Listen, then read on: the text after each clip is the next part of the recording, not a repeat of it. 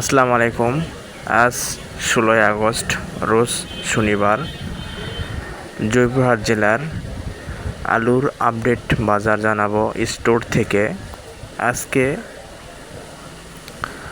ভাসিলা, আইমাপুর, পুনুট, গোপীনাথপুরের মোলামগাড়ির store বাজার থেকে update অনুযায়ী আপনাদের জানানোর চেষ্টা করব।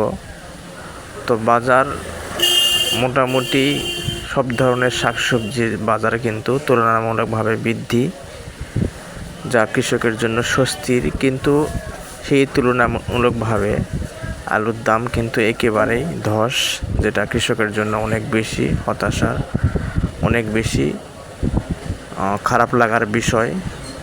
তো এই বাজারটা এবছর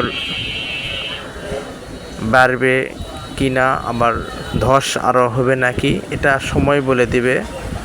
তো আপাতত 730-40 এইভাবে বস্তা বিক্রি হচ্ছে স্টিক জাতের আলু।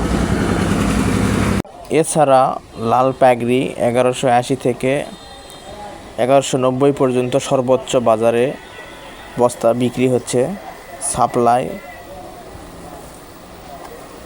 1100 থেকে 1120 এবং বীজ আলু 1050 থেকে 1060 পর্যন্ত বস্তা আকারে বিক্রি হচ্ছে। তো তুলনামূলকভাবে বাজার কিন্তু এই 2-3 দিন একই দামে আছে। তো নিয়মিত আপডেট পেতে অবশ্যই আমাদের পেজের সঙ্গে থাকুন এবং ইউটিউব চ্যানেল SMTVর সঙ্গেই থাকুন। ধন্যবাদ সবাইকে।